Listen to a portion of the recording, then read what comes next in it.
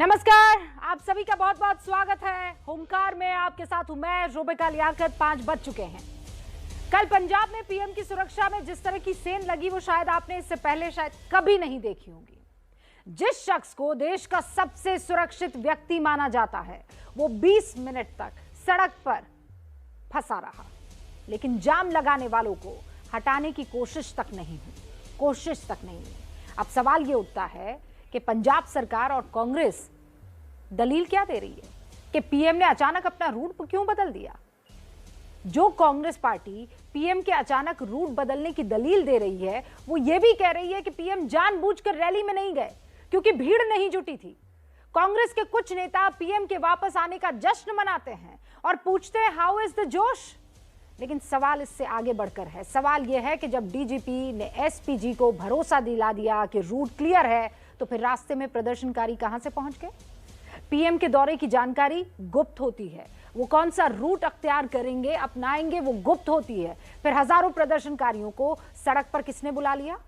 किसान नेता सुरजीत सिंह फूल की अगर माने तो पंजाब पुलिस ने उन्हें बताया कि पीएम इस सड़क के रास्ते जाने वाले हैं, तो पीएम का रूट लीक हुआ क्या जानबूझकर। आज की हुंकार इन्हीं सवालों के इर्द गिर्द है। पहले आप ये रिपोर्ट देखिए और फिर जवाब तलब होंगे।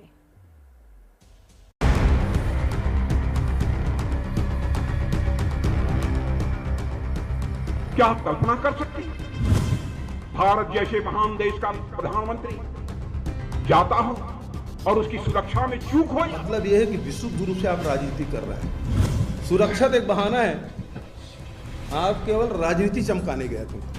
पीएम की सुरक्षा में चूक को लेकर अब राजनीति चरम पर है। एक तरफ बीजेपी कार्यकर्ता चन्नी सरकार पर साजिश का आरोप लगा रहे हैं, चन्नी सरकार पर जानबूझकर पीएम की सुरक्षा को खतरे में डालने का आरोप लगा रहे हैं, तो दूसरी तरफ देश भर में बीजेपी के कार्यकर्ताओं ने पीएम मोदी की लंबी उम्र के लिए पूजा पाठ की। भोपाल के गुफा मंदिर में मुख्यमंत्री शिवराज सिंह चौहान ने पीएम मोदी की लंबी उम्र के लिए महामृत्युंजय जाप किया। पूजा पाठ के बाद शिवराज ने कांग्रेस पर निशाना साधा। राजनीतिक विद्वेष इतना कैसा कि कांग्रेस प्रधानमंत्री की जिंदगी से खेल जाए। कल जिन परिस्थितियों में उनको फ्लाईओवर पर रहना पड़ा, भगवान की कृपा है कि वो सुरक्षित है। क्या आप कल्पना कर सकते हैं भारत जैसे महान देश का प्रधानमंत्री जाता हो और उसकी सुरक्षा में चूक हो। हम लोग भी मुख्यमंत्री रहे। ऐसी घिनौनी राजनीति बहनों भाइयों हम लोगों ने अपनी जिंदगी में कभी स्वीकार नहीं की। दूसरी ओर कांग्रेस ने बीजेपी के आरोपों पर पलटवार करते हुए कहा कि पीएम राजनीति चमकाने के लिए पंजाब गए थे। पूरे पंजाब के गांव-गांव में प्रधानमंत्री के खिलाफ वातावरण है, भारतीय जनता पार्टी के खिलाफ वातावरण है, उसको आप जान रहे हैं। उसके बावजूद भी आप सड़क मार्ग से ले जाने का फैसला करते हैं। आके वापस भटिंडा में आप ये बयान देते हैं प्रधानमंत्री जी कि मैं सुरक्षित लौट आया इसलिए धन्यवाद। आपको कौन सा थ्रेट हो गया था। भटिंडा एयरपोर्ट पर अधिकारियों को थैंक यू कह देना मुख्यमंत्री को कि मैं भटिंडा एयरपोर्ट तक जिंदा लौट आया हूं, ये शब्द शोभा देते हैं। अपने ही देश के पंजाब में आपको अपने ही देश के नागरिकों से आप को ऐसी क्या घबराहट है, नफरत है कि आप इस तरह के शब्द इस्तेमाल करेंगे एक पूरे प्रदेश के लिए। इसी बीच पीएम की सुरक्षा में चूक का मामला सुप्रीम कोर्ट तक पहुंच गया है। वरिष्ठ वकील मनिंदर सिंह ने चीफ जस्टिस के सामने मामला रखते हुए कहा कि ऐसी घटनाओं की रोकथाम को सुनिश्चित किया जाना चाहिए। इस पर शुक्रवार को सुनवाई भी होनी है।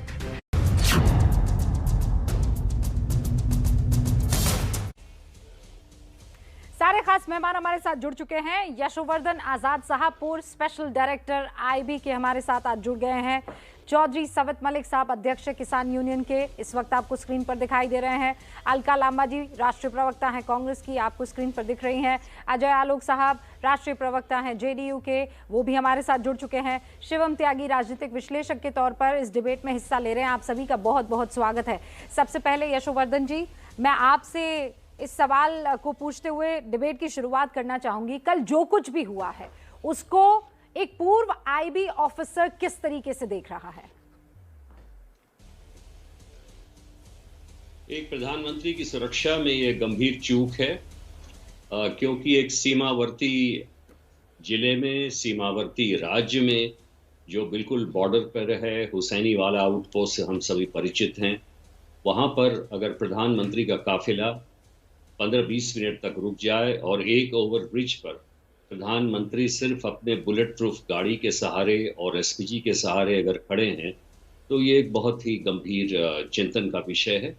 और इसलिए इसे मैं एक गेपिंग होल इन सिक्योरिटी मानता हूं।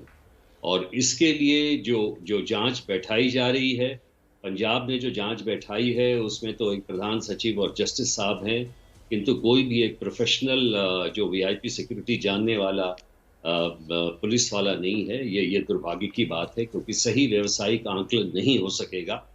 और इस प्रकरण में जो भी हुआ है एक बहुत ही गंभीर व्यावसायिक चूक हुई है। इससे मैं ये नहीं मानता, ये दोषारोपण जो हर तरफ से आ रहे हैं वो सही नहीं है। इसको देखना चाहिए बिल्कुल ही एक टेक्निकल और व्यावसायिक दृष्टि से, और वो सही होगा। और वो वाकई जो हुआ वो 15-20 मिनट में, वो एक लंबी घटना है और वाकया है। जब भी आप मौका देंगे अगले राउंड में, मैं उसे समझा दूँ। Thank you so much sir, आपने बहुत क्लैरिटी के साथ सारी चीजें एकदम टेबल पर रख दी हैं। प्रोफेशनल और टेक्निकल एरर है। अलका लांबा, बड़ा दिल रखते हुए पंजाब की सरकार को आप रिप्रेजेंट कर रही हैं, कांग्रेस को ये मान लेना चाहिए कि गलती हो गई, चूक हो गई। लेकिन इसके इतर आप लोग जब ये करने लगते हैं कि वो तो भीड़ नहीं थी भाई साहब, इन लोगों ने एक पॉलिटिकल ड्रामा करने की कोशिश की, शोभा नहीं देता है ये। अलका लांबा, बिल्कुल सही कहा आपने। प्रधानमंत्री नरेंद्र मोदी जी को इस तरह की राजनीति करना शोभा नहीं देता है कि वो पूरे पंजाब पर एक प्रश्न चिन्ह खड़ा कर विश्व भर को बता गए, अपने ही जमीन पर, अपनी ही धरती पर, अपने ही भारत के, अपने ही पंजाब के भटिंडा से वो जिंदा बच कर चले गए। और यहाँ तक कह रहे हैं कि पाकिस्तान बिना बताए गए थे, वहां से सुरक्षित लौटे, यहाँ खतरा आ गया। शर्म आती है। बंद करिए पंजाब और पंजाबियत को बदनाम करना। ये प्रधानमंत्री जी पहली बार नहीं है रूबिका, आपने कहा देश के इतिहास में पहली बार हुआ, नहीं हुआ पहली बार। पढ़िए, प्रधानमंत्री मोदी जी बिना सुरक्षा के रूट के स्वच्छता श्रमदान के लिए निकल गए थे। तस्वीरें 1 सेकंड। ये नोएडा में कॉन्वॉय में फंस गए थे, जांच बिठाई गई, तब तो नहीं कहा प्रधानमंत्री जी की सुरक्षा को खतरा था। राष्ट्रपति जी तक जाइए, सुप्रीम कोर्ट तक जाइए, ये तो बहुत बार हुआ है। वाराणसी में भी 2005 में, सॉरी अपना ये जो है वाराणसी में 2009 में प्रधानमंत्री जी, मैं माफी चाहूंगी, अहमदाबाद के अंदर 2009 में मनमोहन सिंह जी के ऊपर जूता फेंका गया था। 2005 में नवंबर में जेएनयू में प्रधानमंत्री मनमोहन सिंह जी को काले झंडे दिखाए गए थे। ठीक है, तो ये कहना, और रकाबगंज गुरुद्वारा सुबह सुबह प्रधानमंत्री जी बिना पुलिस, दिल्ली पुलिस को सूचित किए हुए चले जाते हैं। अब प्रधानमंत्री जी का रूट गुमराह करना बंद करें। बिल्कुल भी सड़क के रास्ते जाने का कोई कार्यक्रम नहीं था। सच्चाई है, रैली फ्लॉप थी, लोग नहीं आए। सच्चाई है कि पंजाब के किसान, पंजाब के लोगों में गुस्सा भरा हुआ था। गुस्सा था कि दिल्ली की दहलीज पर किसान गया, आपने नहीं सुनी, 700 किसान शहीद हो गया, वो जिंदा नहीं आया, आप फिर भी जिंदा गए क्योंकि आप सुरक्षित थे, क्योंकि आपके पास अपनी एसपीजी थी। लास्ट पॉइंट कहूंगी रूबिका, लास्ट पॉइंट, पंजाब दोषी है, केंद्र सरकार दोषी नहीं है। चन्नी दोषी है, देश का गृह मंत्री दोषी नहीं है। पंजाब की पुलिस का कसूर है, देश की एसपीजी, आईबी, इंटेलिजेंस, खुफिया, बीएसएफ, उसकी कोई जिम्मेदारी नहीं है। इस्तीफा देना चाहिए, चन्नी जी को कहा जाता है, देश के गृह मंत्री जी को इस्तीफा। Last point, thank you Rubika, आपने मुझे समय दिया। ये लास्ट पॉइंट आपके सामने रख रही हूँ। राज्यसभा में पारित हुआ था। राज्यसभा में क्या पारित हुआ कि सरहद से 50 किलोमीटर का दायरा जो है वो बीएसएफ केंद्र के अधीन है। हम तो आज भी विरोध कर रहे हैं। ये रैली उस 50 किलोमीटर दायरे के बीच में हुई है। बीएसएफ सरहद किसके अधीन था? किसने रैली के लिए वो इलाका चुना? अगर एसपीजी को लगता था प्रधानमंत्री जी की सुरक्षा को खतरा है, मैंने आपकी पूरी बातें सुन ली हैं और पूरे देश ने सुना। फिरोजपुर में उस मेरी बात सुनिए, जो सरहद के करीब था, जो बीएसएफ के अधीन था। ओके, मेरी बात सुनिए। आप ये कह रही हैं कि वहां पर कोई भी नहीं था और वो रैली से बचने के लिए उन्होंने ये सारा का सारा ड्रामा जो है वो रचा। तो भाई आप उनको वहां रैली तक पहुंच जाने देते, दूध का दूध पानी का पानी हो जाता। आपके लिए ज्यादा तस्वीर होती ना। एक सेकंड अलका लांबा, मैंने आप सुना आपको, अब आप मेरी बात सुनिए। ये मैं वहां के अखबार की आपको हेडलाइन पढ़ के सुना रही हूँ, फिरोजपुर की, ठीक है? अरे आप लोकल अखबारों में यकीन रखने वाली हैं। हाँ, और मैं भी लोकल हूँ। ये लोकल है मैडम, दिस इज लोकल। सारी अखबारें देना। हाँ, हाँ, madam this is local. Madam this is local. बारिश में 10,000 लोग पहुंचे, 2.5 घंटे किया इंतजार। फोटो दिखाऊं? फोटो अलका जी, नहीं, मैं खाली कुर्सी की फोटो दिखा रही हूँ। ये कुर्सी जो है लेकर लोग खड़े हैं, 2.5 घंटे तक इंतजार किया। ये देखिए फिरोजपुर की तस्वीर आपको दिखा रही है। नहीं, खाली कुर्सी है। चलिए मैं कह रही हूँ, मैंने दिखा दिया। आप लोकल अखबार में विश्वास करती हैं, मैंने आपको लोकल अखबार की एक हेडलाइन दिखा दी है। ये बिल्कुल क्लियर तस्वीर भी दिख रही है। लोग वहां 2.5 घंटे तक इंतजार करते हैं, ठीक है? कुर्सियां खाली। अरे कुर्सियां खाली थी तो मैडम पहुंच जाने देती ना, प्रधानमंत्री को वहां पहुंच जाने देती। आप पहुंच जाने देती ना। आपको वहां पर सुनिए, आप मेरी बात सुनिए। मैंने बहुत कायदे से आपको सुना है अलका लांबा, आप मेरी बात सुनिए। आप, मैंने आपको बढ़िया 2 मिनट दिए हैं, अब आप सुन लीजिए, कायदे से सुन लीजिए, ठीक है? आईबी के ऊपर आप सवाल उठा देंगी, आप एसपीजी पर सवाल उठा देंगी, आप गृह मंत्री पर सवाल उठा देंगी, लेकिन चन्नी पर आपकी चुप्पी टूट नहीं पाएगी। आपके डीजीपी ने गैर जिम्मेदाराना तरीके से ओपन नहीं कर पाए वो रोड को, इसके ऊपर आप अपनी चुप्पी नहीं तोड़ पाएंगी। अरे पार्टी से बड़ा देश होता है, देश से बड़ा आपका दिल होना चाहिए, लेकिन वो आप कर नहीं पाएंगे। वो आप कर नहीं पाएंगे। शर्मिंदा होना चाहिए आपको, लेकिन वो आप हो नहीं पाएंगे। कभी खालिस्तानी, कभी आतंकी, कभी अराजक बताया। किसी ने उनको खालिस्तानी नहीं बोला, किसी ने आतंकी नहीं बोला। किसने बोला ऐसा? आप हथियार बनते रहिए उन लोगों के। ये भाई साहब जो हैं, ये सुनिए आप क्या कह रहे हैं। ये सुनिए भाई साहब क्या कह रहे हैं। आप लोगों की वजह से खालिस्तान का पूरा मिशन जो है वो एक, सुनिए मैं आवाज पूरी नहीं सुनाना चाहती हूँ। आप सिर्फ बोलती रहेंगी, कुतर्क करती रहेंगी। पूरा देश देख रहा है। आपको नफरत है प्रधानमंत्री नरेंद्र मोदी से, लेकिन हिंदुस्तान से नफरत मत कीजिए। हिंदुस्तान के प्रधान को सुरक्षा देने से मत कतराइए। आपकी नफरत आपको ले डूबेगी। बस इतना कहना चाहते हैं, याद रखिएगा।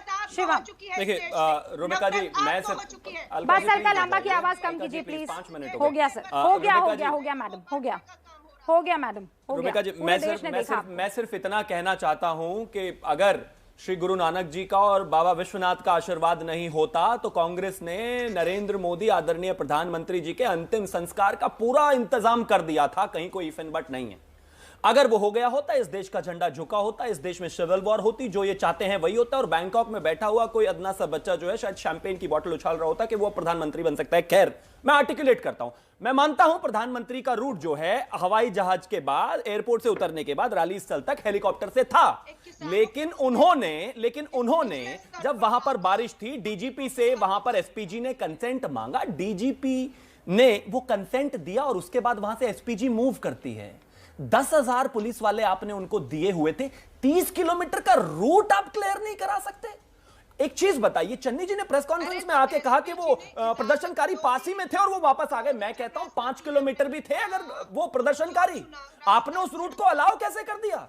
और उसके बाद आप इस तरह के तर्क दे रहे हैं। मैं कहता हूं ये अपने आप में इस देश का 130 करोड़ का प्रधानमंत्री 20 मिनट बॉर्डर से मात्र 15 किलोमीटर दूर एक्सपोज। मैं कहता हूं सिर्फ इतने से कुछ लोग एसपीजी में बहुत बहुत धन्यवाद देता हूं उनका। आप मुझे एक चीज बताइए, अगर वो प्रोटेस्टर्स कूद के आ जाते तो क्या होता अलका जी? 2 महीने में 3 डीजीपी बदल दिया आपने। आपको पता भी है बॉर्डर स्टेट में किस तरीके से काम किया जाता है। अगर नहीं चलता राज्य तो एक तरफ हट जाइए ना, कैसे काम चलेगा ऐसे? मतलब 2 महीने में 3 डीजीपी आप बदल देंगे। मुख्यमंत्री ठीक है बदल दीजिए, लेकिन राज्य की व्यवस्था तो ठीक से चलाइए। वो प्रधानमंत्री वहां पर 130 करोड़ का दिल वहां पर सामने है और आप वहां पर बैठे हुए और चन्नी जी फोन नहीं उठा रहे। कमाल की बात है, क्योंकि इनको पता था अगर ये फोन उठाएंगे तो इनको फोर्स भेजनी पड़ेगी, तो उन लोगों को साइड करना पड़ेगा, लेकिन सब चाहते ही नहीं थे कि वो जिंदा बचकर वहां से आए। डीजीपी ने क्यों नहीं फोन उठाया? अलका जी सुनिए ना, हिम्मत रखिए ना। एक सेकंड शिवम त्यागी रुकिए। अलका जी हिम्मत रखिए बात सुनने की, चूक हुई है, ये मानना पड़ेगा। नहीं, लगातार बोलने से आप अपने आप को सही साबित नहीं कर पाएंगी। साबित मलिक साहब, सर 3 कानून वापस हुए, आप लोगों ने कहा कि अब हम थोड़ा इंतजार करेंगे। ये जो कल प्रदर्शन हुआ है, आपको लगता है ये प्रदर्शन ठीक था? हिंदुस्तान के प्रधानमंत्री के उस काफिले को 20 मिनट तक वहां पर, और वो भी देखिए किसानों से खतरा नहीं है, मैं बहुत ईमानदारी से ये बात कह रही हूँ भाई, उनको पूरा हक है, वो प्रदर्शन कर सकते हैं भाई साहब, इसमें कोई दिक्कत नहीं है। लेकिन खालिस्तानियों का बार बार जो है धमकाना, अभी ये इलेक्शन वाला स्टेट हो गया है, 10-20 किलोमीटर दूर पर पाकिस्तान और हिंदुस्तान की बॉर्डर है। सर कल जो कुछ भी हुआ, साबित मलिक साहब कैसे देख रहे हैं आप इसे? दीपिका जी, जब हम लोगों का दिल्ली में समझौता हुआ तो उसमें बहुत सारी बातें हुई थी, इसके बाद भी किसान अब अपने घर चले गए। पंजाब के किसान पंजाब में जाकर लोकल मुद्दों पर धरना प्रदर्शन लगातार कर रहे हैं। ठीक है, आपको पता होगा कि वहां पर कम से कम 10 से 12 राज्यों में किसान पहले से धरना प्रदर्शन कर रहे हैं। ठीक है, और मोदी जी का भी विरोध किसान कर रहे हैं, क्योंकि एमएसपी पे जो बात हुई थी, सरकार ने उस पर कोई कदम अभी आगे नहीं बढ़ाया, और ना ही मुकदमों पे कोई बात हुई है, ना ही अभी शहीदों पे कोई बात हुई है, और तमाम चीजों पे कोई बात अभी नहीं बनी। तो लेकिन किसानों को ये नहीं पता था कि प्रधानमंत्री जी कहाँ से जा रहे हैं। और हमने दिल्ली में भी आंदोलन किया, हम लोग शांतिपूर्वक आंदोलन करने वाले हैं, हम लोगों ने हिंसा कभी नहीं की है, और वहां पर भी हमारा शांतिपूर्वक था। और फूल जी ने भी बताया कि जहां पर हम प्रदर्शन कर रहे थे, हम लोग जिला मुख्यालय पर जा रहे थे, रास्ते में हमको रोका गया और बाद में बताया कि रोड खाली कर दीजिए, प्रधानमंत्री आ रहे हैं। तो कह रहे हमको इस बात का आभास नहीं था कि प्रधानमंत्री जी आ रहे हैं। दूसरा, जिस पुल की फोटो आप दिखा रहे हैं, आप उसमें ये भी देखिए, अरे सुना करो यार, एक प्रदर्शनकारी बाकायदा बड़ी सहनशीलता के साथ बता रहा था कि हमें बताया गया कि इस रूट से प्रधानमंत्री जी जाने वाले हैं, और उन प्रदर्शनकारियों के साथ बड़े बड़े ग्लास में पुलिस, मुझे आशा है कि चाय ही पी रही थी रुबिका जी जैसे आप पी रही हैं, वहां पर खड़े होकर बाकायदा सेलिब्रेट कर रहे थे। एक चीज बताइए, जिस रूट का खुद प्रधानमंत्री जी को नहीं पता होगा 10 मिनट पहले तक, ये आप लोगों तक कैसे इंफॉर्मेशन कैसे पहुंची? और सुनिए, ये बार बार ना शांतिशील का ड्रामा मत किया कीजिए। इस देश ने वो तस्वीरें भी देखी है जहां पर लोगों के हाथ पैर काट कर उनको टांग दिया गया, कैसे विश्वास करें? और मसला किसानों का नहीं है, मैं फिर से कह रहा हूं, एक सेकंड, दोनों को रोक रहे, वो जो 1 लाख डॉलर जसविंदर पंजाब देने की बात कर रहा था, एक सेकंड, शिवम त्यागी एक सेकंड रुक जाइए। साबित भाई एक सेकंड, आप ये कह रहे हैं कि आपको एक सेकंड रुकिए भाई साहब, रुक जाइए। मुझे ये बताइए साबित मलिक साहब, मुझे ये बताइए, आपको रूट की कोई जानकारी नहीं थी? पुलिस वालों ने आपको कहा कि आप हट जाइए यहाँ से? पुलिस वालों ने ये कहा कि आप ये रूट खाली कर दीजिए, यहाँ से प्रधानमंत्री जी आएंगे। हाँ, लेकिन किसानों ने कहा प्रधानमंत्री जी तो हेलीकॉप्टर से जाएंगे, तो हम क्यों हट जाए, आप झूठ हमको बहका रहे हो।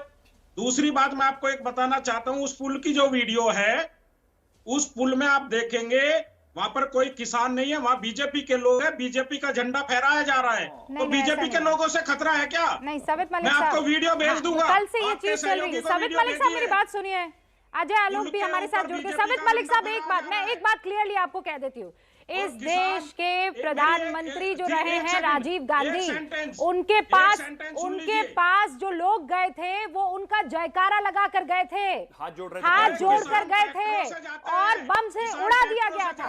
अजय आलोक जी बीजेपी के कार्यकर्ता थे। अजय आलोक जी 23 मिनट हो गए सर, रुक जाइए। अजय आलोक जी कार्यकर्ता थे। साबित मलिक साहब ठीक है, ओपनिंग रिमार्क। अजय आलोक जी माफी चाहती हूँ, देरी से आई हूँ, लेकिन मैं चाहती हूँ अब ओपनिंग रिमार्क आपकी तरफ से। झंडा लेकर खड़े हुए हैं, रैली में भीड़ नहीं थी। अजय आलोक जी सब सुन लिया आपने, सब सुन लिया, जवाब करने का काम करते हैं। देखिए रूबिका जी, राजनीति का जो घृणित चेहरा होता है उसको जस्टिफाई करने में अलका जी भी लगी हुई है, और खैर वो तो किसान यूनियन के लोग हैं, वो अपनी बात कर रहे हैं, मुझे उनकी बातों पे कुछ नहीं कहना है। लेकिन एक बात जरूर कहूंगा, पंजाब की दुहाई दे रही है एक ऐसी पार्टी जिसने पूरी की पूरी सिख कौम को आतंकवादी कहा था, 1 साल नहीं लगातार 3-4 साल इंदिरा गांधी की हत्या के बाद, आज वो पंजाब की दुहाई दे रहे हैं, आज वो पंजाब की दुहाई दे रहे हैं। इनकी आवाज जरा बंद कर दीजिए तो मैं कुछ बोलूंगा, ये बीच में फिर सबको डिस्टर्ब करेंगी, कोई फायदा नहीं होगा ऐसे बात करने का, क्योंकि आज ये कसम खा के आई किसी को बोलने नहीं देंगे। मेरा बस ये कहना है, जिस बीएसएफ की ये दुहाई दे रही है, तो बीएसएफ के कार्य क्षेत्र में 50 किलोमीटर जरूर दिया, उनको कार्य करने का अधिकार है।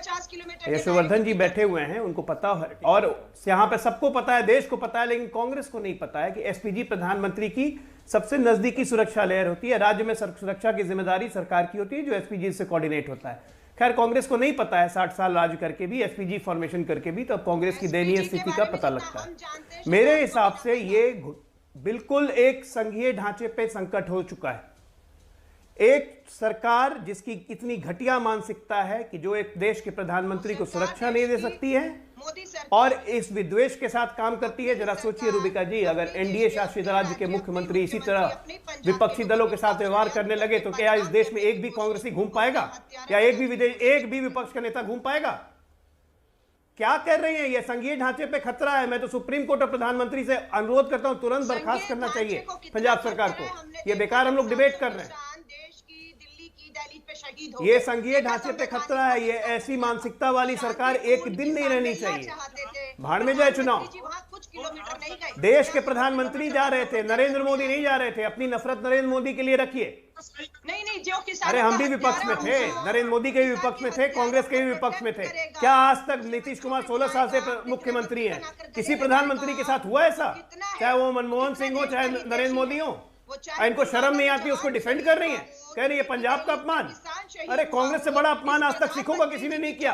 पूरी सिख कौम को आतंकवादी कहने वाले पंजाब का अपमान की दुहाई दे रहे हैं। अलका लंबा बकवास कर रही है यहाँ पे बैठ के। गाड़ी से बाहर निकलने की हिम्मत क्यों? अरे ठीक से रहिए, मैं सीधे कह रहा हूँ, आपकी ये हरकत संघीय ढांचे पे बहुत बड़ा खतरा है। गाड़ी से बाहर निकलने की हिम्मत करना चाहिए। अभी आप पन्ने लहरा कर बता रही थी कि बगैर एसपीजी के निकल गए थे फला जगह पर, और अभी कह रही है गाड़ी से बाहर निकलने की हिम्मत नहीं हुई। अलका लंबा क्या है ये? कैसी राजनीति है भाई? ये कैसी राजनीति है? देश भर में यज्ञ हवन कीर्तन किया जा रहा है। प्रधानमंत्री नरेंद्र मोदी को स्वास्थ्य लाभ हो, आपकी जिंदगी जो है हमेशा लंबी हो, इसके लिए बकायदा मध्य प्रदेश के जो मुख्यमंत्री हैं वो जाकर पूजा अर्चना कर रहे हैं। सारे खास मेहमान हमारे साथ बने हुए हैं। यशवर्धन आजाद जी, आपने एकदम क्लियरली शुरुआत में कह दिया था कि यहाँ पर किसी तरह की कोई राजनीति होनी नहीं चाहिए, और मैं आपको राजनीतिक डिबेट में लाना भी नहीं चाहती हूँ, क्योंकि मुझे पता है कि क्लैरिटी के साथ आप जो चीजें रखेंगे वो एक आईबी ऑफिसर की हैसियत से रखने वाले हैं। और इसीलिए ये जो दलीलें आ रही हैं पार्टियों की तरफ से या विपक्षियों की तरफ से, क्या वो दलीलें आज की तारीख में मानी जानी चाहिए कि रूट अचानक बदल दिया गया, रैली में जो भीड़ नहीं थी इसलिए बहाना बना दिया? चलिए वो भी पॉलिटिकल हो सकता है, लेकिन मैं अगर आपको रूट के लिहाज से भी कि अचानक रूट बदल दिया गया, तो फिर कंटिंजेंसी प्लान कहाँ है सर? मैं इस पे बात करने ही वाला था। मैं संक्षेप में 3 मुद्दों पर सारी जो भ्रांतियां हैं उसको क्लियर कर देना चाहूंगा। Number 1, route. देखिए, प्रधानमंत्री जी भटिंडा बाय एयर आए, और भटिंडा में सबको मालूम था कि मौसम खराब है, और इसलिए कोई ये रॉकेट साइंस नहीं है।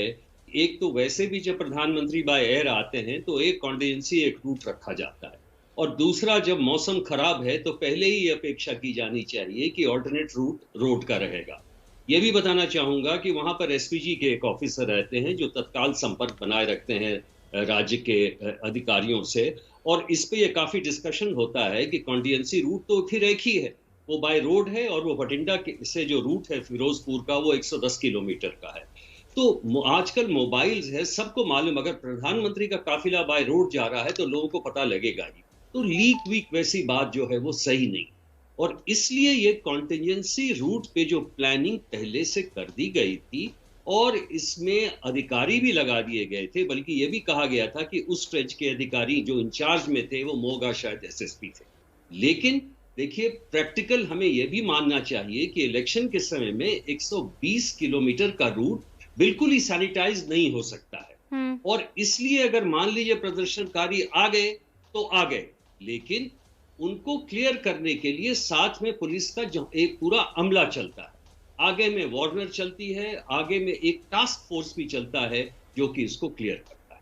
नंबर 2, जहां तक रोल की बात है, बिल्कुल आलोक जी ने सही कहा कि एसपीजी का रोल जो है वो प्रॉक्सिमेट सिक्योरिटी का है, जो समीपस्थ जो इलाका है उसका है, और जो ओवरऑल रिस्पॉन्सिबिलिटी होती है वो स्टेट पुलिस की होती है, बिकॉज स्टेट पुलिस रूट लगाती है, स्टेट पुलिस वेन्यू में इंचार्ज रहती है, और जहां फंक्शंस होते हैं वहां पे जो क्लोज प्रॉक्सिमिटी एरिया है वो एसपीजी द्वारा देखा जाता है। नंबर 3, जहां तक बीएसएफ के रोल के बारे में सवाल है, बड़ा ये बहुत ही क्लियर चीज है। बीएसएफ का 50 किलोमीटर बढ़ना 5 सीमावर्ती इसमें वो एक टेक्निकल चीज है जो कि आवश्यक था, इसलिए पासपोर्ट एक्ट के लिए, इमिग्रेशन के लिए और कस्टम्स के लिए, तो इसलिए, और बीएसएफ भी जो किसी को पकड़ती भी है तो वो सीधा लोकल पुलिस को हैंड ओवर कर देती है, उसका कोई प्रोसिक्यूशन रोल नहीं है, उसका कोई अरेस्ट का भी रोल। चौथी बात मैं आना चाहता हूं, जो वाकई गैप या फॉल्ट या लैप्स या त्रुटि कैसे हुई? त्रुटि ये हुई कि जब 110 किलोमीटर बाद वहां पे ये लोग नहीं हटे, इनको पता लग गया था ये आ गए थे वहां पे, जब ये नहीं हटे, पुलिस फोर्स के नेतृत्व ने वहां पे एक हेसिटेशन दिखाया, उनको तुरंत क्लियर नहीं किया। देखिए, सवाल ये नहीं है कि प्रधानमंत्री जी गाड़ी में क्यों नहीं वहां पे अगर थे तो उनको कोई थ्रेट नहीं था, नहीं, ये सही बात नहीं है।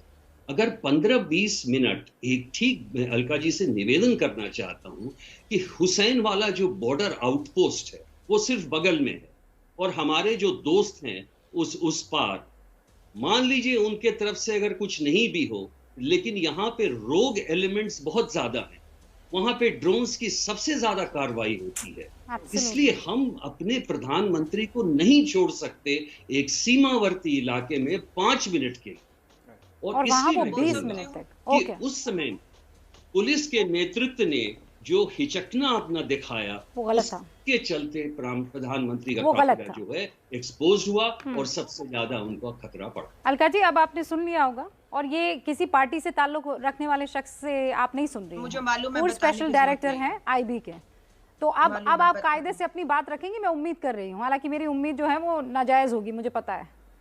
नहीं, हमारी भी उम्मीद आपसे नाजायज है, आज तो हम देख रहे हैं, कोई नहीं, छोड़िए छोड़िए, है ना, आगे आ जाऊं। मौसम विभाग की जानकारी 2-3 मिनट पहले तो पता लगती है, पता थोड़ा ना कल बारिश होगी नहीं होगी, सूरज निकलेगा नहीं निकलेगा, ना। प्रधानमंत्री जी को नहीं पता था मौसम खराब है, प्रधानमंत्री जी को पूरे के पूरे पीएमओ को नहीं मालूम था, है ना। नहीं, एक सेकंड, आप प्रधानमंत्री जी को सुरक्षा पे खतरा, क्या हो गया आपको? अरे सब आपका मजाक उड़ा रहे हैं, आप ऐसी जोक कर रहे हैं, प्रधानमंत्री जी की जान भी खतरे में, साहब भी अपनी हंसी को रोक नहीं पाए, प्रधानमंत्री की जान पर बनाई हो रही है, आपकी ही हो रही है, चीची करना बंद कीजिए मैडम, प्रधानमंत्री की बात कर रहे हैं आप, वो यूनाइटेड स्टेट्स में 5 मिनट नहीं रुक सकते, वो आप कैसी बातें कर रहे हैं, और कभी रुके भी नहीं है फॉर दैट मैटर। क्या करें? अरे सुनने दीजिए, ये जो रडार बादलों में प्रधानमंत्री जी नहीं पकड़ पाते, ये प्रधानमंत्री जी का फार्मूला है, सुनिए। क्या कर रही है? जब हो गया है कांग्रेस को, माना कह दीजिए ना, गलती हो गई, क्यों बौखला माफ कर दीजिए, कह दीजिए छुट्टी, खाली कुर्सियां भरने की जिम्मेदारी जल्दी को दे देते। जब से ये मुख्यमंत्री गरीब बना है, we are discussing the prime minister's chair, उस पर कोई भी होता, कोई फर्क नहीं पड़ता उस बात से, गरीब मुख्यमंत्री लगातार हमले किए जा रहे हैं। आपकी मंशा है राष्ट्रपति शासन लगा दिया जाए, राष्ट्रपति शासन अभी लगने ही वाला है 10 दिन बाद, मंशा की क्या आवश्यकता है? अब रूबिका चुप नहीं कराएगी, अब रूबिका ना खुद चुप करेगी ना दूसरों को चुप कराएगी, और मेरे को कहेंगे आपसे हम उम्मीद नहीं करते। अब मैं बोल रही थी, क्यों बोल रही है, क्यों बुलवा रही है रूबिका क्यों मौन धारण कर चुकी है, क्यों नहीं चुप करवा रही है, में आ गई हूं आपके आईक्यू लेवल से। हंसवा रही है, अलका जी, प्रधानमंत्री जी की जान को खतरा है ना, पॉइंट पे आने दीजिए। अलका जी, पॉइंट पे मत आइए, मैं बताती हूँ। परेशानी ये है, मैं आपके आईक्यू लेवल के लेवल से सत्ते में आ गई हूँ, मुझे सदमा लग गया है। मैंने चुप्पी जो है आपके कुतर्क पर साथ लिए कि अब मैं आगे आपसे क्या बात करूं, मैं किस लेवल पर जाकर आपसे बात करूं, क्योंकि अब आप कह रही हैं कि क्या गूगल मैप अपनाने लगे, 2 मिनट पहले नहीं होता, 3 मिनट पहले नहीं। प्रधानमंत्री की बात कर, आपको याद होगा रूबिका जी, राहुल गांधी पर एक कैमरे की ब्लू लाइट पड़ी थी उनकी साइड पर, प्रेस कॉन्फ्रेंस करने बैठ गई थी पूरी कांग्रेस के, उन पर हमला हो सकता था, ये हो सकता था, चन्नी जी ने फोन नहीं उठाया, डीजीपी गायब थे और अभी तक आपने किसी पर कार्रवाई नहीं करी है। एक अजय आलोक जी, अरे पंजाब पंजाबियत का रट्टा आप मत लगाइए। अलका लांबा जी, आपकी सरकार की अपने हिस्ट्री के पन्ने देख लीजिए, कमजोरी है, खत्म सरकार है, बिल्कुल कोई लॉजिकल अजय आलोक कुछ कहना चाह रहे हैं? एक सेकंड अजय आलोक, अच्छा प्रधानमंत्री जी को माफी मांगनी चाहिए कि वो गाड़ी से नहीं निकले हैं। प्रधानमंत्री को माफी मांगनी चाहिए कि उन्होंने पंजाब के डीजीपी पर भरोसा कर दिया। पंजाब के देश के प्रधानमंत्री को माफी मांगनी चाहिए कि उन्होंने कांग्रेस शासित राज्य में जाने की गलती कर दी। सुन लिया अजय आलोक जी? देखिए तो इनकी शर्म जो है, ऐसा है ना कि पूरी की पूरी कांग्रेस पार्टी, हाँ बताइए अजय आलोक। नहीं पूरी की पूरी कांग्रेस पार्टी पूरी की पूरी कांग्रेस पार्टी ढीठ हो गई है। इनके आगे बीन बजाने का कोई फायदा नहीं है। आप ये सोचिए 60 साल राज करने वाली पार्टी आज क्या क्या तरह की दलीलें दे रही, जानती है क्यों? क्योंकि अकेली कांग्रेस पार्टी है। हर पार्टी, राजनीतिक पार्टी की एक अवधारणा होती है परसेप्शन की, किस तरह का दल है। 60 वर्ष राज करने वाली पार्टी का पूरा परसेप्शन बदल गया है।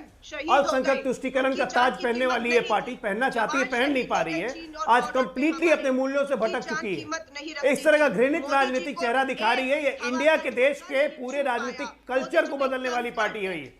मतलब इनको राजनीतिक बात कहता हूं, अगर मान लीजिए वहां भीड़ नहीं थी तो कोई भी समझदार राजनीतिक दल तो बोलेगा कि रैली करो ना, ताकि हम दिखाएंगे कि प्रधानमंत्री की रैली में भीड़ नहीं है। ये तो उल्टा ही काम करते हैं ये। आप सोचिए 20 मिनट तक एक प्रधानमंत्री फ्लाईओवर के ऊपर खड़ा रहा, अगर नीचे आईईडी कोई लगा के ब्लास्ट कर देता तो क्या होता? चन्नी जी लेते उसका जिम्मा। इनको एक पैसे की अकल नहीं है। माफी मांगने की जगह ढीठ की तरह ये लोग बोले जा रहे हैं। मैं तो अभी कह रहा हूं ना, बहस करने की जरूरत नहीं है। बर्खास्त कीजिए पंजाब फ्लाईओवर पर पहुंच कैसे गए? प्रधानमंत्री कैसे पहुंच गए फ्लाईओवर पर? प्रधानमंत्री माफी मांगे। पंजाब सरकार को बर्खास्त कर देना चाहिए।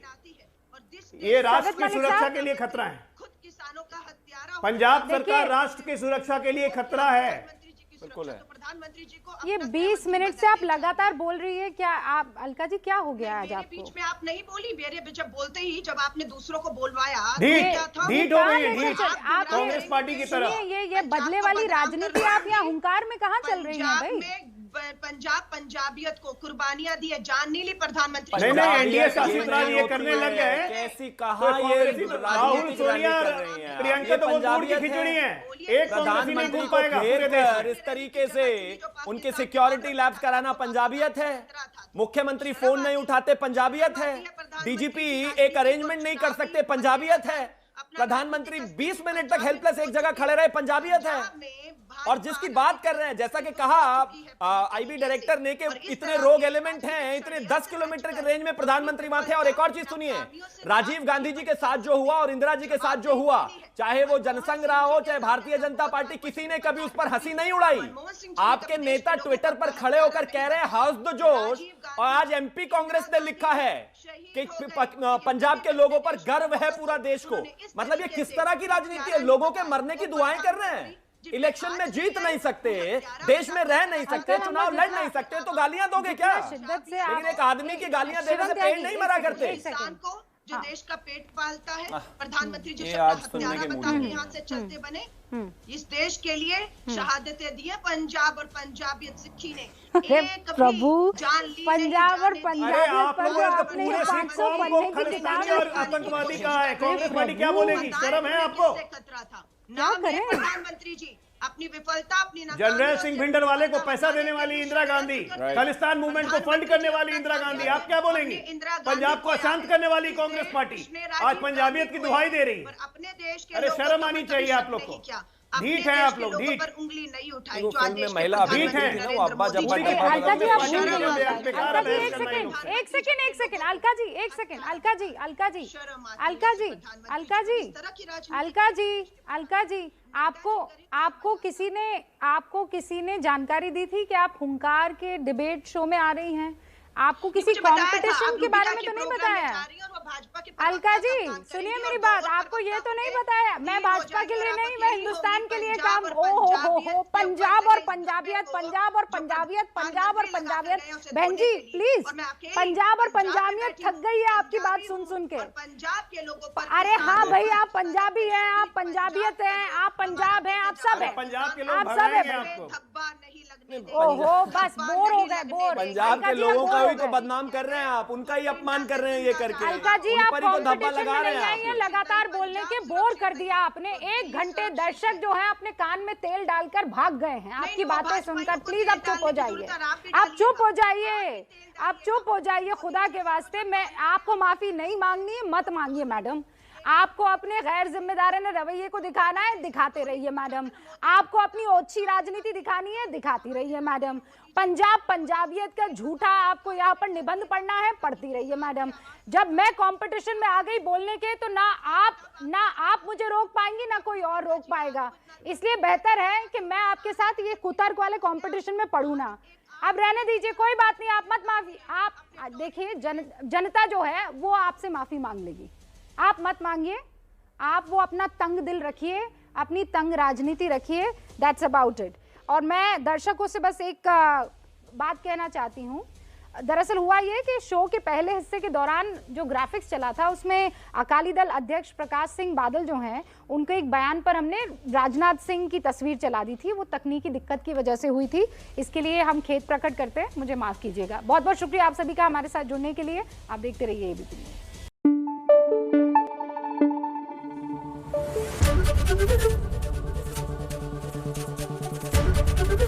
एबीपी न्यूज़ आपको रखे आगे।